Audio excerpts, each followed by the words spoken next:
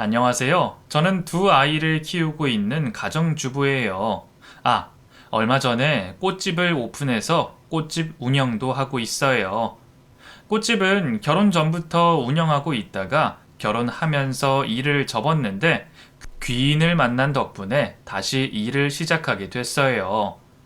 시댁과 집만 오가며 전업주부로 살다가 내 일을 다시 하게 되면서 얼마나 기분이 좋은지 모릅니다. 오늘의 제가 있기까지 참 우여곡절이 많았어요. 우울증까지 와서 정말 많이 힘들었는데 어떻게든 버텼더니 이렇게 좋은 날도 오네요.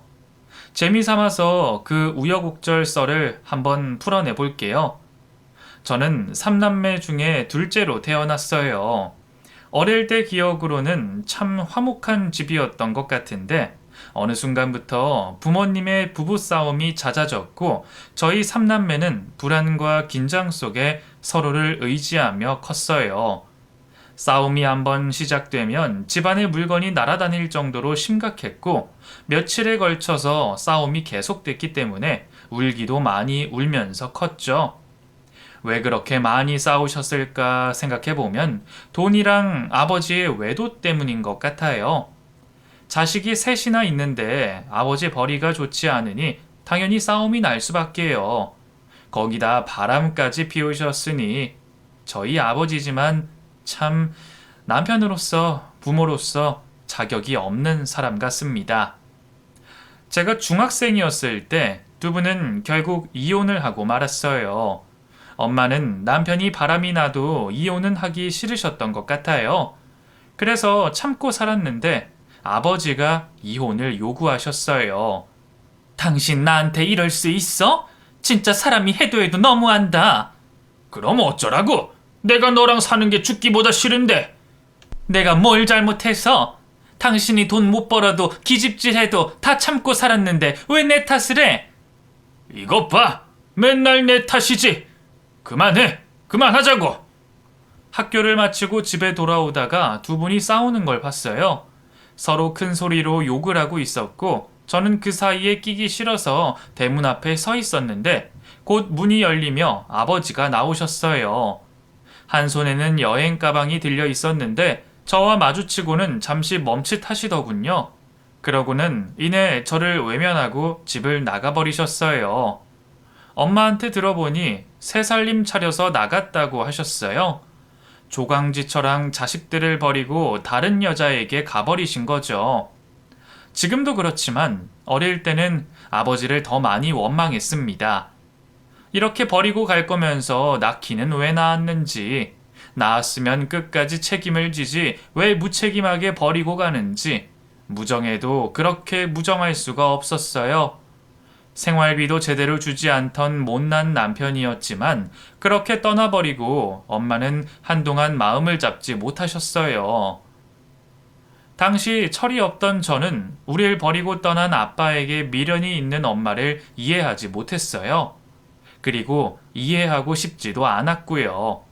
편해야 할 집이 얼마나 답답하던지 다른 여자가 좋아서 우릴 버리고 갔는데 왜 끊어내지 못하고 질질 매달리는지 정말 엄마가 너무 답답했어요.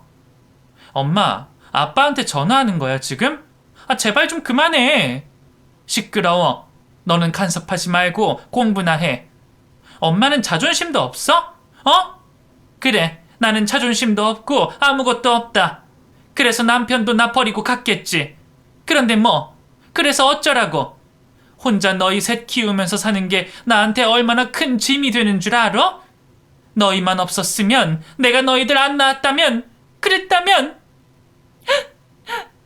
술에 취해 받지도 않는 전화를 걸어대는 엄마에게 한 소리 했더니 엄마는 저를 붙잡고 우셨어요. 엄마는 힘들어서 하소연하신 거겠지만 우리만 없었다면 더 좋았을 거라는 엄마의 속마음을 듣고 그 말들이 고스란히 저희에게 상처가 됐어요. 고등학교 내내 엄마의 그 말이 저를 괴롭혔어요. 그래, 얼른 하나라도 없어져 줘야 되겠다. 엄마가 힘들어 하시니 얼른 커서 독립하자. 이렇게 마음먹게 됐어요. 그래서 고등학교를 졸업하자마자 집을 나와서 생활하기 시작했습니다. 처음에는 아무 일이나 막 했어요. 나이도 어리고 자격증 같은 것도 없었기에 주로 아르바이트를 하며 생활비를 마련했는데 돈독이 올라서 하루에 기본으로 3탕씩 알바를 했죠. 술 마시는 돈도 아까워서 친구들이 불러도 잘 나가지 않았어요. 그 나이에 보통 친구들이랑 많이 어울리잖아요. 저도 노는 거 좋아했기에 재미있었지만 돈 쓰는 게 너무 아까웠어요. 당시 나와 살면서 월세 내는 게 아까워 빨리 전세로 가려고 악착같이 모으고 있었거든요. 돈 때문에 불우한 어린 시절을 보냈기 때문에 저에게 적금은 인생에서 가장 중요한 일이었어요. 그렇게 열심히 알바를 하다가 술집에 알바를 하게 됐는데 칵테일이나 양주 같은 것들을 파는 바였어요. 주로 혼자 혹은 2명이서 와서 간단하게 마시고 가는 곳이라 손님들이 다들 매너가 좋았죠. 일하는 것도 다른 곳에 비해 깔끔하고 시급도 더 주는 곳이라 알바 중에 제일 좋아하는 곳이었어요. 그곳에서 알바로 일을 시작했다가 나중에 직원으로 일을 하게 됐는데 바텐더가 하는 일에 매력을 느꼈죠. 그래서 늘 일이 끝나고 나면 바텐더 오빠를 졸라서 한두 가지씩 배우게 됐는데 세상에서 제일 재미가 있었어요.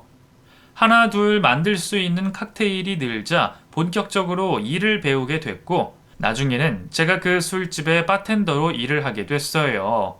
미스 채, 오랜만이지? 나 지난번에 킵해 놓은 거 한 잔 줘. 사장님, 정말 오랜만에 오셨네요. 바쁘셨어요? 그냥 뭐. 미스 채는 갈수록 더 이뻐지네. 정말요? 역시 저 예쁘다고 해주시는 분은 사장님밖에 없어요.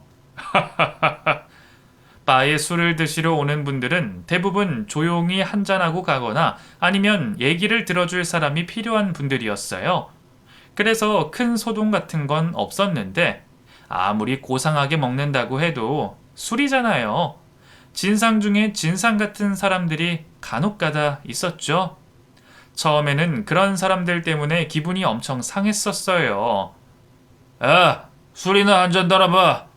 술집에서 일하는 열이 시키는 대로 할 것이지 말이 많아. 야, 너 몇 살이냐? 나 돈 많은데 오늘 나랑 같이 나갈래? 이런 식으로 대하는 사람들도 간혹 있었어요. 손님이니 상대를 안 할 수도 없고 그렇다고 다 받아줄 수도 없고 돈 때문에 하는 일이지만 참 많이 힘들었어요. 하지만 아무리 돈이 궁해도 저 자신을 망가뜨리는 일은 절대로 하지 않았어요. 술집에서 일하는 주제에 콧대만 높다며 아무리 험하게 나와도 절대로 응하지 않았고 또 그런 수준 이하 인간들은 사장님이 중간에 나서서 정리해 주시기도 했고요. 여자 몸으로 험한 일이었지만 그래도 수입이 짭짤해서 작은 평수의 아파트를 하나 전세로 살게 됐어요. 그것만으로도 참 뿌듯했어요. 나 혼자서 이룬 재산이니 얼마나 좋았겠어요. 하나하나 살림을 늘려갈 때마다 엄마 생각이 났지만 동생 편으로 용돈만 전달하고 집에는 가지 않았습니다. 엄마와 안 좋았던 기억이 너무 강해서 차마 찾아갈 수가 없더라고요. 동생과 언니에게 전해 듣는 엄마 소식으로 저 스스로를 위로하며 살았어요. 가게 손님 중에 단골이 여럿 있었는데 그 중에 중년의 신사분이 한 분 계셨어요. 오래 보고 지냈지만 매너가 너무 좋으셨고 매번 저를 찾으시는데 다른 게 필요한 게 아니라 대화를 나눌 사람이 필요한 분이셨어요. 나이가 한참이나 어려도 말이 잘 통한다고 하시며 오실 때마다 자신의 이야기를 털어놓는 분이셨죠. 한번 오시면 2~3시간은 계셨는데 가실 때마다 팁으로 과한 돈을 주셨어요. 사장님, 팁인데 너무 과하세요. 이렇게 많이 안 주셔도 계속 놀아드릴게요. 미스즈한테 늘 고마워. 늙은이 이야기 잘 들어줘서. 내가 해줄 게 돈밖에 없네. 내 마음 편하자고 주는 거니까 그냥 받아. 알았지? 과한 팁을 툭툭 주시면서도 한 번도 저에게 무리한 요구를 하신 적이 없는 분이셨어요. 그런 매너에 늘 감사한 마음을 갖고 있었는데 어느 순간부터 찾아오지 않으셨어요. 이상하게 느꼈지만 개인적인 연락처를 아는 것도 없어서 따로 확인할 방법이 없었는데 웬 여자가 가게로 찾아왔어요. 저기 미스 최? 맞으세요? 네, 전데요. 어떻게 오셨나요? 혹시 전대환이라는 분 아세요? 전대환이요? 어리둥절한 표정을 짓고 있자니 그 여자분이 사진을 한 장 내밀었어요.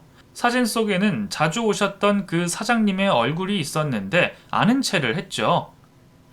제가 이분 딸이에요. 아, 네, 그러세요? 그런데 어쩐 일로... 그분의 딸이라는 말에 저는 당황했고 무슨 일로 나를 찾는지 궁금했어요. 여자분은 갑자기 슬픈 표정을 짓더니 사장님이 얼마 전에 생을 달리했다는 소식을 전해줬습니다. 저는 깜짝 놀랐고 적잖이 충격도 받았어요. 마지막으로 뵀을 때도 지쳐 보이긴 했지만 어디 아픈 사람으로는 보이지 않았거든요. 아버지가 엄마 돌아가시고 우울증을 좀 앓으셨는데 많이 힘드셨나 봐요. 한동안 연락이 안 되셔 찾아갔더니 혼자 세상을 떠나셨더라고요. 저에게 아무 연락도 안 하시고. 아버지를 잃은 여자분은 제 앞에서 한참을 울었어요. 저도 갑작스런 소식에 충격을 받고 함께 가슴 아파 울었고요. 그날은 도저히 일을 할 수가 없는 상황이라 사장님께 양해를 구하고 가게를 나왔어요. 그리고 그 여자분과 가까운 카페에 가서 얘기를 나눴습니다. 그 사장님이 아내를 잃고 힘들어한다는 걸 알고는 있었어요. 정말 많이 사랑하셨는지 표정에 늘 슬픔이 배어 나왔고요. 저희 부모님과는 전혀 다르게 아내를 참 많이 아끼고 사랑하신 것 같았어요.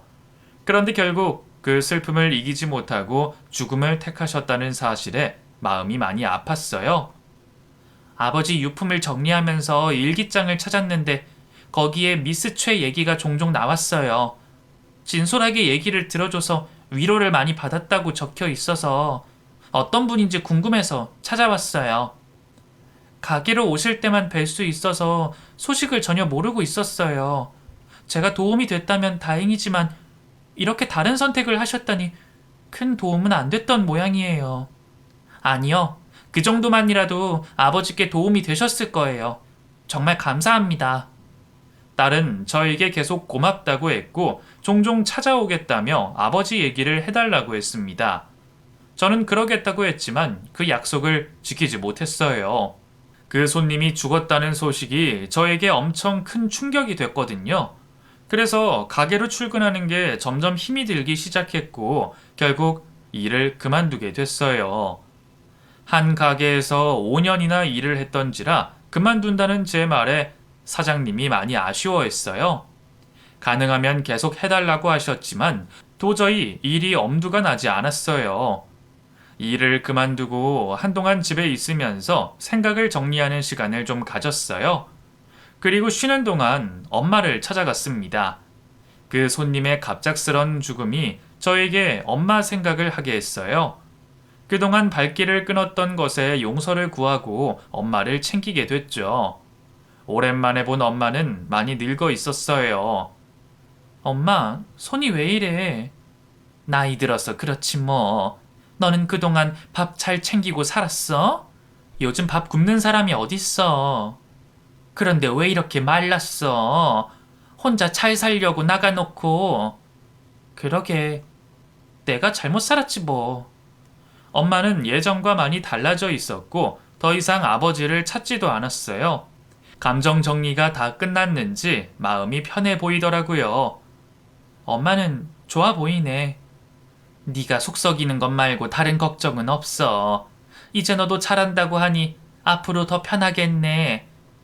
엄마를 보면서 아무리 힘든 것도 시간이 지나면 다 괜찮아지는구나 그런 생각이 들었어요. 그래서 제 마음도 시간이 지나면 괜찮아질 거라고 그렇게 다독였고요. 일을 쉬면서 한동안 빈둥거릴 생각이었는데 일하던 사람은 가만히 못 있는다고 하잖아요. 얼마간은 괜찮았는데 저도 몸이 근질근질해지더라고요. 그래서 참지 못하고 이리저리 기웃거리기 시작했는데 시에서 운영하는 문화센터를 알게 됐어요. 그곳에서 꽃꽂이를 배울 수 있는 게 있길래 한번 도전해 봤죠. 호기심에 시작했는데 하면서 점점 빠져드는 매력이 있었어요. 한 송이 한 송이 꽂아가며 하나의 작품을 만드는 게 얼마나 재밌던지 심심풀이로 시작한 일이 나중엔 자격증까지 따게 됐어요. 그 자격증으로 꽃집을 열었어요. 꽃 선물은 좋은 일이 있을 때 자주 하잖아요. 주문을 주시는 분들도 좋은 마음으로 하시고요. 그 좋은 기운들 가까이 있으면 저도 행복할 것 같은 생각이 들었어요. 그래서 더 진심으로 꽃집을 운영했고요. 꽃을 다듬으면서 손이 많이 험해졌고 그 일도 자영업인지라 몸이 고단했지만 마음만은 편했습니다. 돈을 벌려고 시작한 것도 아니었고 행복해지고 싶은 마음에 시작한 일이라 가게세 내고 저 혼자 생활비만 벌어도 좋았어요.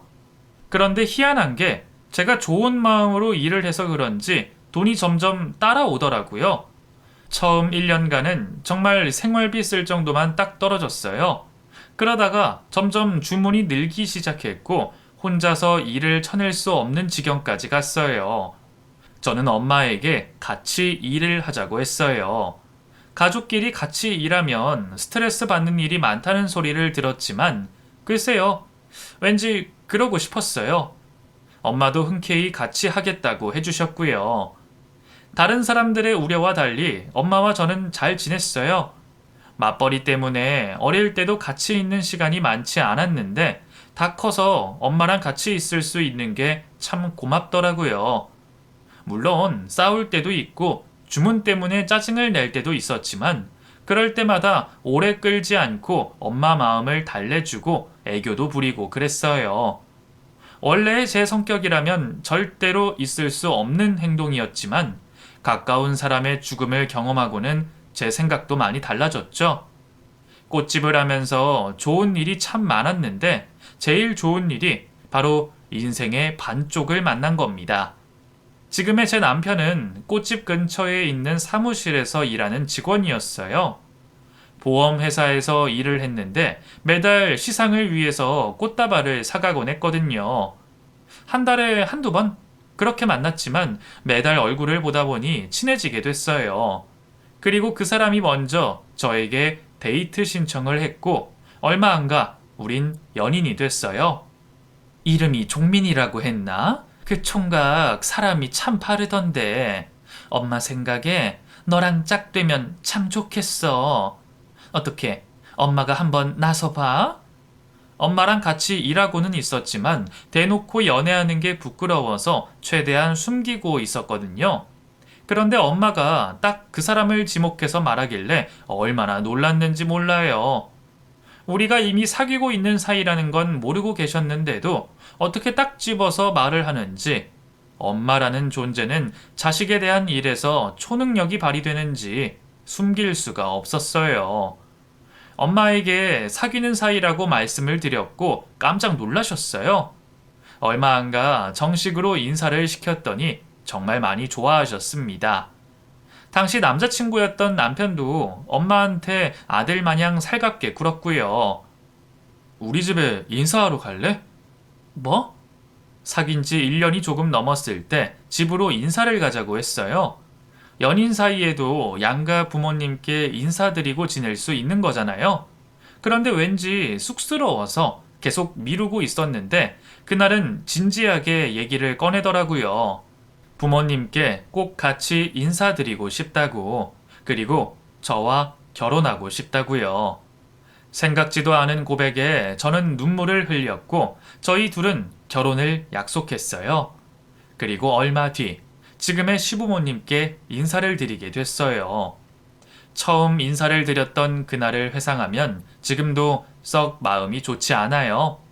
누가 봐도 저를 마음에 들어 하지 않는다는 티를 아주 팍팍 내셨거든요. 지금의 시어머님이요. 저도 귀하게 크지 않아서 웬만한 무시는 넘어갈 수 있는데도 얼굴에 대놓고 티를 내시니 기분이 너무 나빴어요. 저녁 식사를 하면서 밥이 코로 들어가는지 입으로 들어가는지 모를 정도로 아주 불편했던 자리가 파하고 그 집을 나왔을 때 미안하다고 대신 사과하는 남편을 붙잡고 얼마나 울었는지 모릅니다. 나 종민 씨 정말 사랑하는데 환영받지 못하는 결혼은 하기 싫어. 나 종민 씨랑 결혼 안 할래. 우리 엄마랑 결혼해? 나랑 하잖아. 내가 너랑 산다는데 무슨 상관이야. 결혼 못하겠다고 우는 저를 붙잡고 남편이 참 많이 달랬어요. 보험회사 사무실에 다니는 남편을 봤을 때는 그냥 평범한 회사원이었는데 그 사람 집에 가보니 평범하지가 않았어요. 삼형제 중에 막내인데 아버님도 형도 다 사업을 하시고 누나는 고액 과외 선생님이더라고요. 어머님이 어릴 때부터 교육에 관심이 많으셔서 캐나다로 어학연수까지 같이 가서 살다가 오셨다는 얘기를 들으며 저와 달라도 너무 다른 사람이라는 걸 알게 됐어요. 형이랑 누나와는 성향이 전혀 달라서 평범한 직장인을 선택했기에 저와 인연이 될 수 있었지, 그렇지 않았다면 사회에서 저와 만날 일이 없었을 그런 남자를 제가 감당할 수 있을지 무섭기도 했어요. 자신 없어 하는 저에게 엄마는 사람 사는 거 다 똑같다고 해주셨지만 제가 봤을 땐 전혀 달랐어요. 저는 부담감을 감당하지 못하고 헤어지자고 했고 그 사람은 절대로 못 헤어진다고 버텼습니다. 급기야 그 사람 어머니까지 저를 찾아와 헤어지라는 말까지 하셨기에 저는 마음을 접어버렸어요. 그런데 그 사람이 저를 정말 많이 사랑했나 봐요. 만나주지 않는 저 때문에 출근도 못하고 알아 눕게 돼버린 거죠. 결국 시어머님은 두 손을 들었고 저희는 결혼을 할 수 있게 됐어요. 우여곡절 끝에 결혼에 꼴이 난 저는 남편과의 달콤한 신혼생활에 정말 행복했습니다. 아버지의 사랑도 제대로 못 받고 컸잖아요.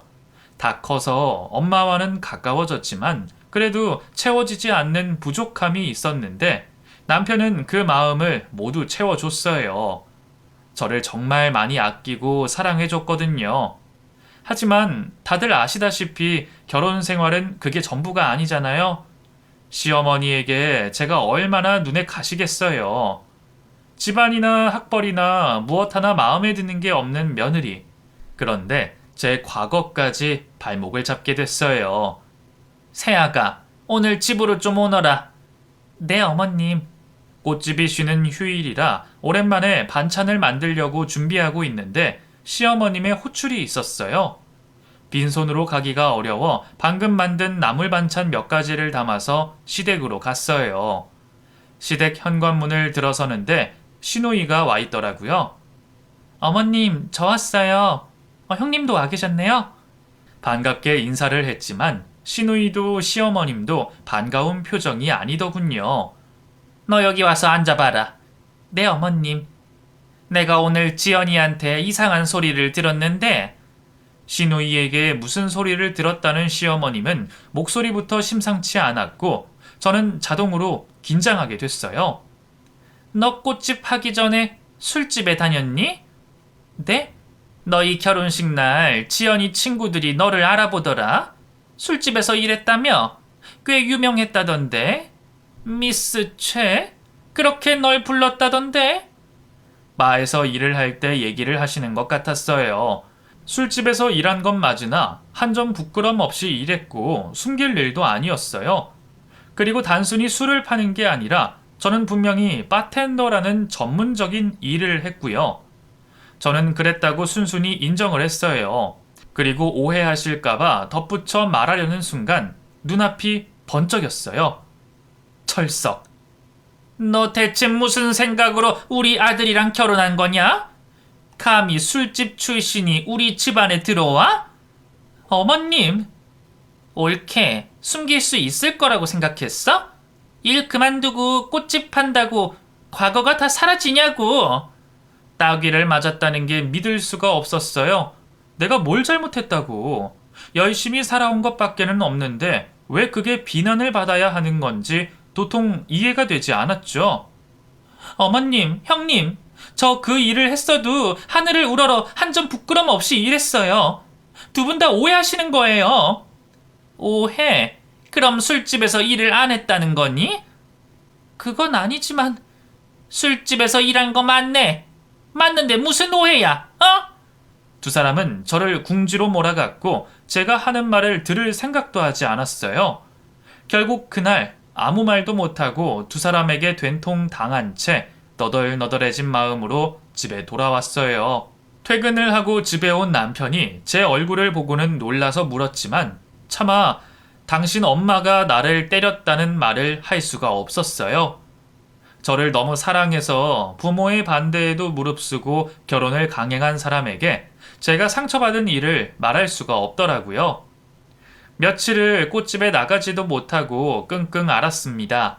그렇게 혼자 삭혀냈어요. 그 일이 있고 난 뒤로 시어머님과 시누이는 수시로 저를 무시하고 골탕 먹이기 시작했어요. 주로 남편이 일하러 간 낮 시간에 저를 불렀고 결혼까지 했는데 무슨 일을 하냐며 꽃집까지 그만두게 만들었어요. 엄마 혼자서는 꽃집을 운영할 수가 없어서 다른 사람에게 넘길 수밖에 없었는데 애정을 많이 쏟은 곳이라 가게를 넘기는 날 혼자 많이 울었어요. 어머님 때문에 꽃집을 닫는다는 걸 아는 남편은 자기가 나서서 말해주겠다고 했지만 제가 만류했어요. 또 다른 꼬투리를 잡히기 싫어서요. 괜찮아 여보. 나도 이제 임신 준비도 해야 하고 이참에 좀 쉬지 뭐. 그래도 당신이 좋아하는 일인데. 꽃은 취미로도 계속 살 수 있으니까 그러면 되지. 나중에라도 하고 싶으면 얘기해. 알겠지? 알았어. 시어머니의 미움을 받으면서도 결혼 생활을 계속 할 수 있었던 건 다 남편 덕분이었어요. 시댁을 다녀오는 날 마음이 힘들어도 남편이 저를 챙겨주고 아껴주면 그 힘든 것들이 사르르 녹는 것 같았거든요. 그러니 제가 포기 안 하고 버틸 수가 있었죠. 꽃집을 정리하고 나서 시댁으로 수시로 불려갔어요. 하루는 국수가 먹고 싶다. 하루는 수육이 먹고 싶다. 하루는 갈비찜이 먹고 싶다. 하루가 멀다 하고 시댁으로 가서 시어머님이 먹고 싶다는 음식을 준비해야 했고 시누이도 점심은 본가에서 먹고 갔기에 자주 만나게 됐어요. 둘은 제 앞에서 늘 영어로 대화를 했는데 무슨 말을 하는지 제가 알아들을 리 만무했죠. 대화 내용을 알 수는 없지만 사람이 느낌으로 알아챌 수 있잖아요. 둘이 키득키득대며 저를 쳐다보고 얘기를 하는데 어떻게 모를 수가 있겠어요. 분명 좋은 말은 아닐 거라는 느낌이 있었지만 어쩌겠어요. 모른 채 하고 내 할 일만 하는 게 저에게도 편한 일이었습니다. 아무리 비싼 아파트에 살면 뭐하나요. 비싼 외제차를 몰고 다녀도 마음이 가시밭길인데 남들 눈에 좋아 보이는 것처럼 제가 좋지는 않았어요. 그래도 묵묵히 버텨냈던 건 뱃속에 자리 잡은 아이 때문이었어요. 결혼하고 1년 뒤에 생긴 아이는 저에게 있어서 세상에서 제일 소중한 존재였고 제가 가정을 지켜야 하는 이유였어요. 내가 겪은 아픔들을 내 아이에게 물려주고 싶은 마음은 조금도 없었으니까요. 그래서 미련하게 버티고 참고 그랬던 겁니다. 그래야 제가 원하는 가정을 내 아이에게 줄 수 있으니까요. 아이를 임신했지만 안정기가 지나자 본가로 호출되는 게 다시 시작됐어요. 그러다 하혈을 하게 됐고 남편이 알게 됐죠. 그 사람은 제가 얼마나 노력하는지 알고 있었기에 시어머님께 엄청 화를 냈어요. 엄마, 이 사람은 홀몸도 아닌데 너무 하시는 거 아니에요? 자꾸 불러내시면 저 이제 본가에 안 옵니다. 너 지금 엄마한테 뭐 하는 짓이니? 엄마가 먼저 하신 일이에요. 저는 제 아내랑 아이 지켜야 합니다. 순하고 순한 막내 아들이 자기에게 큰 소리를 내니 어머님이 충격을 받으셨어요. 그 일이 있고 며칠 자리에 알아 누우셨거든요. 덕분에 못돼 먹은 아들이 됐지만 저는 몸이 편해졌어요. 그 일 이후 시댁으로 가서 점심 준비를 하는 일이 없어졌거든요. 남편 두고 뭐하냐? 이제 힘든 일 있으면 나한테 얘기해. 혼자 끙끙거리지 말고. 알았지? 알았어. 고마워 여보. 그때 얼마나 든든했는지 모릅니다. 남편의 다른 말이 남의 편이라고 하던데 저에게 있어서는 세상에 제일 든든한 내 편이었어요. 그런 남편 덕분에 임신 기간을 태교에 집중하며 보낼 수 있었고 10달 뒤 세상에서 제일 귀여운 아들을 출산하게 됐어요. 아이를 낳던 날 친정 식구들이 다 와서 제 곁을 지켜줬는데 진통하는 저를 보고 엄마가 얼마나 안타까워 하셨는지 몰라요. 출산의 고통을 누구보다 잘 아시기에 자식이 힘든 걸 지켜보기 어려우셨겠죠? 엄마는 제 이마에 흐른 땀을 닦아주시며 한시도 자리를 뜨지 않으셨어요. 가족들의 그런 관심 속에 아들이 태어나게 됐죠.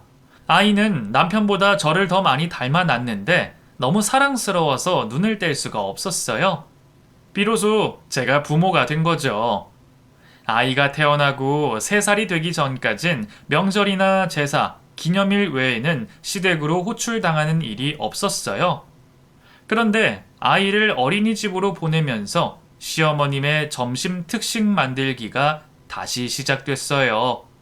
그 시작은 어머님이 기력이 떨어져 입맛이 없으시다는 데서부터였어요. 식사를 잘 못하시니 남편도 방패막이 되어주기 힘든 상황이었죠. 식사를 잘 못한다고 하시니까 당분간만 당신이 신경 써줘. 부탁할게. 알았어. 걱정하지 마. 아휴, 어머니도 입맛이 까다로우셔서 도우미분이 해주시는 걸 드시면 될 텐데 그건 또 못 드신다니까. 내가 해드리면 되지 뭘. 신경 쓰지 마요. 걱정하는 남편을 안심시키며 시댁에 갔습니다. 듣기로는 편찮으시다고 했는데 제 눈에는 쌩쌩하기만 하신 시어머님이었어요. 제가 점심을 준비하는 동안 1시간이나 친구분과 통화를 하시고 거실에서 골프 스윙 연습도 하셨어요. 운동이 끝나고는 덥다며 얼음물까지 들이키시는 어머님이었죠. 아무리 봐도 편찮으신 건 아니었어요. 뭘 그렇게 쳐다보니? 아니에요, 어머님. 점심은 다 만들어 가니? 지연이도 같이 먹을 거니까 식탁에 수저 2벌만 내놔라. 네, 어머님. 시누이는 또 본가로 식사를 하러 왔고 2사람이 먹는 식탁 위에는 제 몫은 없었어요. 마치 집안에 일하는 도우미처럼 식사 준비와 서빙만이 제 몫이었고요. 시간이 흐르면 다 해결이 된다는 제 생각이 보기 좋게 빗나갔어요. 시간으로도 해결할 수 없는 일이 있었고 애석하게도 고부관계가 그런 것이었어요. 저는 또다시 묵묵히 어머님이 시키는 일을 할 뿐이었고요. 하루는 손님이 오신다며 8인분의 음식을 준비하라고 하셨어요. 혼자서 8인분이라니 손님상을 준비 안 해본 건 아니지만 하루 전날 통보를 받은 터라 할 일이 너무 많았어요. 게다가 친구분들이라며 음식에 신경 쓰라는 당부도 있었고요. 어린이집을 다녀온 아이까지 케어해야 했기에 시간이 너무 부족했어요. 어쩔 수 없이 친정 엄마에게 도움을 요청했고 엄마 덕분에 음식 준비를 끝낼 수가 있었습니다. 시간에 맞춰 음식을 가져가 세팅을 하고 있는데 어머님이 안방에서 나오셨어요. 우리가 식사하는 동안에 너는 작은 방에 들어가 있어라. 네? 네 행색 좀 봐. 너 그 꼴로 내 친구들한테 인사할 거야? 나는 부끄러워서 그렇게 못한다. 어머님. 제가 부끄럽다며 음식 세팅만 하고 방 안에 들어가라는 시어머니의 말을 들으며 저도 모르게 눈물이 왈칵 쏟아졌어요. 급히 얼굴을 가리며 마저 세팅을 하고는 방 안에 들어가서 펑펑 울었습니다. 결혼한 지 몇 년이 지났고 이제는 손주까지 낳았는데도 시어머님은 여전히 저를 인정하지 않으셨어요. 남들 앞에 내놓기 부끄러운 며느리라는 타이틀은 언제가 돼도 바뀌지 않을 것 같았어요. 밖에서 곧 손님이 들어오는 소리가 들렸고 하하호호 대화를 나누며 식사를 하는 소리가 들렸어요. 어머, 음식들이 하나같이 맛있네. 누구 솜씨야? 아, 우리 집 도우미 아줌마가 음식을 곧 잘해. 그래? 그 아줌마 연락처 좀 알려줘. 우리 집에 도와달라고 해야겠다. 나중에. 작은 방에 앉아서 손님들과 어머님이 나누는 대화를 들으며 한숨만 내쉴 뿐이었어요. 그날 집에 돌아와서 참 많은 생각을 했어요. 내 가정을 지키기 위해, 화목한 가족이 되기 위해 참으면 될 줄 알았는데 그렇지 않다는 걸 깨달았어요. 이대로는 안 된다. 방법을 다르게 해야 한다고 마음먹었어요. 제 생각이 달라질 쯤 집안에 경사가 있었어요. 40이 넘도록 장가갈 생각이 없던 큰아주버님이 집에 여자를 데려온 거죠. 시어머님은 한번 얼굴을 따로 본 모양인지 아주 마음에 들어 했어요. 아가씨가 얼마나 싹싹하고 이쁜지, 글쎄 재미교포라 그런지 발음도 정말 좋고 확실히 남달라. 재미교포래? 그럼 집안 다 미국에 있어? 할머니는 그런 것 같고 혼자 한국에 들어온 것 같아. 아버지는 몇 해 전에 돌아가셨고. 들어보니 집안에 재력이 꽤나 있는지 시어머님이 유달리 좋아하시는 것 같았어요. 아주버님과 시아버님도 사업을 하고 계시니 나중에 투자받을 수 있는 부분도 은근히 기대하는 것 같았고요. 결혼하게 되면 저랑 동서지간이 되는 건데 얼굴을 보기 전부터 저와는 완전히 다른 세상 사람이었어요. 시어머님께 다른 태도로 나가야지 마음 먹었는데 아주버님 결혼 문제로 마음이 바쁘신지 시댁 호출도 뜸해지면서 부딪힐 일이 없었어요. 덕분에 몸이 편해졌지만 마음은 무거웠어요. 자꾸 들리는 새로울 형님 얘기에 신경 쓰지 않으려고 해도 많이 힘들었거든요. 그러다 시댁으로 정식 인사를 온다는 소식이 들렸어요. 드디어 예비 형님과 대면을 하는 날이 온 거죠. 시댁에서 다 같이 식사하기로 해서 시간 맞춰 도착했고 시모와 시누이는 간만에 본 저를 보며 또 따돌리듯 둘만 대화를 주고받더군요. 기분이 정말 안 좋았어요. 내가 뭘 해도 섞일 수 없는데 집안 좋은 형님마저 들어오면 저는 더 외로울 것 같은 생각이 들었어요. 겨우 마음을 다잡는데 예비 형님이 집안에 들어왔어요. 인사 오는 사람답게 곱게 치장하고 들어오는 모습이 이쁘더군요. 저 나름 상냥하게 인사를 하는데 시누이와 시어머님이 영어로 말을 하는 겁니다. 그 꼴이 어찌나 보기 싫던지 속으로 꼴값 떤다 욕을 한 바가지 했어요. 속이 상해서 그렇게라도 해야겠더라고요. 표정을 최대한 감추는데 또 저를 보면서 키득거리더니 신우가 시모에게 눈치를 주며 이렇게 얘기했어요. 엄마, 올케가 듣겠어. 들으라지 뭐. 주제 어쩌겠어. 처녀는 무식해서 우리가 무슨 말 하는지 알아듣겠니? 딴에는 작은 소리로 얘기했지만 제 귀에는 선명하게 들렸어요. 세 사람도 인사 온 상황에 너무한다 싶었죠.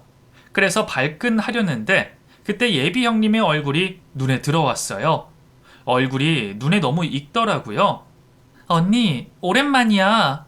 어머, 미영씨, 어떻게 여기서 이렇게 만나? 세상에 이런 일도 있구나 싶었어요. 인사하러 온 예비 형님은 다름 아닌 바에서 단골이셨던 사장님의 딸이었어요. 그때 사장님이 돌아가신 후 만나고는 두 번째 만남이었죠.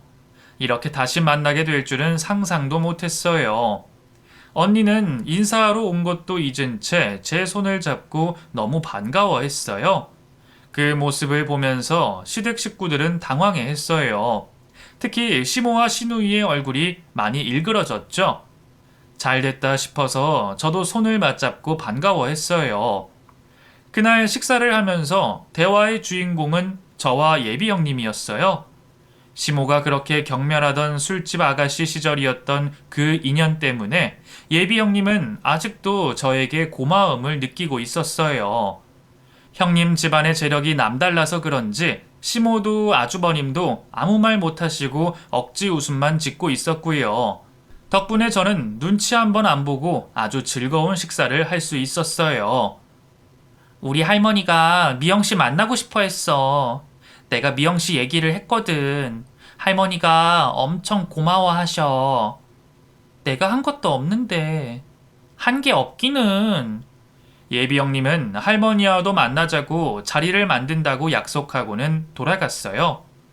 사람이 가고 나자 시모가 저를 잡고 닥달하기 시작했어요. 어떻게 아는 사이냐며 몰아붙이자 남편이 나서서 정리해줬죠. 이후 형님은 시댁에 올 때마다 저를 찾았고 친분을 계속 과시했어요. 숨죽이고 밥이나 해야 하는 제가 형님과 담소를 나누고 있으니 시모 입장에 얼마나 속이 터졌겠어요. 한마디 해주려고 벼르고 있다가 날 잡아서 핀잔을 줬는데 그때 형님이 나서줬어요. 어머님, 너무 무섭게 그러지 마세요. 우리 동서가 참 잘하잖아요. 마음씨도 곱고. 저는 미영 씨와 가족이 되는 게 얼마나 좋은지 몰라요. 얼른 결혼하고 싶을 정도예요. 이렇게 말하니 밉상 시모도 별말 못하고 우물쭈물 하는 거 있죠. 절대로 제 앞에서는 성질 죽이는 일이 없는데 그 모습을 보고 있자니 10년 묵은 채증이 내려가는 것처럼 시원했어요. 형님은 아주버님과 결혼식을 올리고 저와 가족이 됐어요. 동서지간에 사이 안 좋은 분들도 많잖아요. 그런데 저희는 친자매처럼 너무 사이가 좋았어요. 그리고 형님 덕분에 시모도 시누이도 저를 함부로 대하지 않게 됐고요. 형님 집안에서 아주버님 사업에 투자를 하고 있으니 저자세로 나갈 수밖에요. 덕분에 저는 한결 편해졌어요. 형님의 할머니가 저를 보고 싶다고 하셔서 만나게 됐는데 지나간 일이지만 너무 고맙다고 하셨어요. 나는 그때 내 아들이 그렇게나 힘들어하고 있는 줄 몰랐어요. 비록 세상을 떠나버렸지만 그때 아들에게 힘이 돼줘서 고마워요. 아닙니다, 어르신. 저는 단지 일을 하고 있었을 뿐이에요. 그래도 고마워요. 다 같은 일을 한다지만 마음이 다르잖아. 그 마음 씀씀이를 내가 알지. 할머니는 저에게 고맙다고 몇 번이나 인사를 하셨고 이후 종종 미국으로 저희 가족을 초대해 주셨어요.